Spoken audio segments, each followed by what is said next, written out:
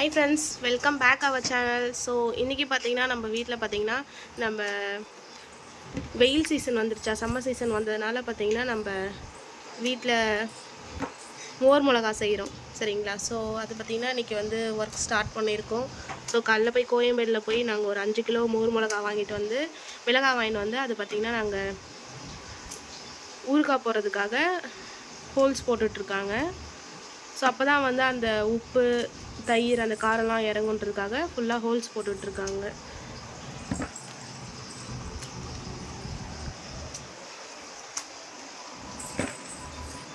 எத்தனை கிலோ மிளகா இருக்கும் இது? 5 கிலோ. பாருங்க ஃப்ரெண்ட்ஸ், 5 கிலோ போட்டு வச்சா நாங்கள் இந்த 1 இயருக்கு வந்து இந்த மிளகா நாங்கள் யூஸ் பண்ணிப்போம். ஸோ ஃப்ரெஷ்ஷாக இருக்குது பாருங்கள். இது பொத்தை கொடுத்ததுனால என்ன யூஸு? எதுக்கு பொத்தை கொடுத்துறீங்க? அதான் அந்த சாரெல்லாம் இறங்கும், மோர் அந்த உப்பு சாரம் எல்லாம் இறங்கும், காரம் கம்மியாகும். நெக்ஸ்ட்டு நம்ம இது கூட சேர்க்க போகிற பொருள் எல்லாமே அந்த உள்ளே இறங்கும். Okay okay. ஸோ இது வரைக்கும் பார்த்தீங்கன்னா இவ்வளோ மிளகா வந்து அந்த பொத்தை குத்தி பார்த்தீங்கன்னா போட்டு வச்சுருக்காங்க. ஸோ நெக்ஸ்ட் இதில் என்னென்ன ஆட் பண்ணுறோன்றது 1 by 1 நாங்கள் வீடியோவாக எடுத்து போடுறோம். நாங்கள் பார்த்தீங்கன்னா ஸ்போர்ட்ஸ் ஸ்பூன் யூஸ் பண்ணி பொத்தை குத்துறோம். நிறைய பேர் பார்த்தீங்கன்னா இந்த தென்னங்குச்சியால் குத்துவாங்க.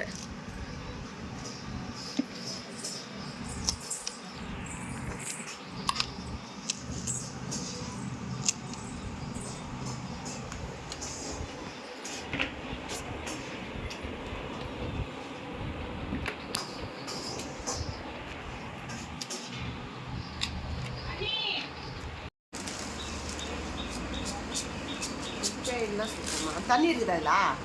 இருக்கு.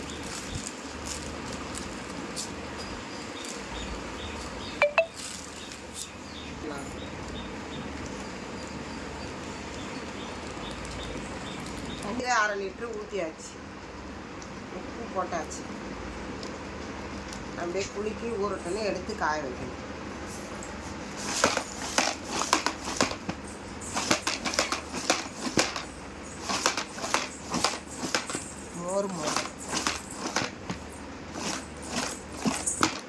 எதுக்கு இப்படி குளுக்குறீங்க?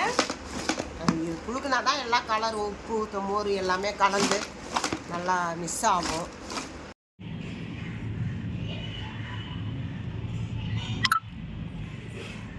எத்தனை நாள் காயணும் இது?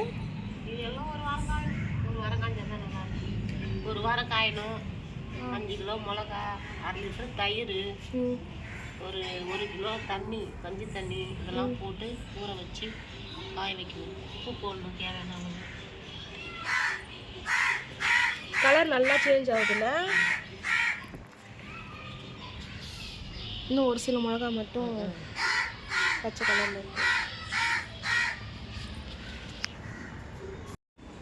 மார்னிங் தான் எடுத்து காய வச்சோம். ஸோ அதுக்குள்ளே பார்த்திங்கன்னா மிளகாவோட கலர்லாம் சேஞ்ச் ஆகிடுச்சு. இன்னும் 2 நாள் காஞ்சா போதும். ஸோ நமக்கு பார்த்திங்கன்னா மிளகா வத்தல் வந்து ரெடி ஆகிடும்.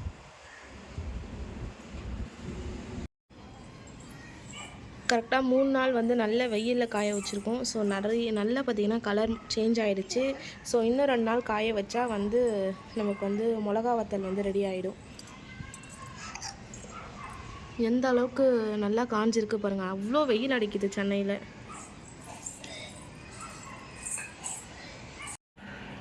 மிளகா பார்த்திங்கன்னா நல்லா காஞ்சிருச்சு. அவ்வளோதான். இதுக்கப்புறம் வந்து நம்ம எடுத்து நெக்ஸ்ட்டு வந்து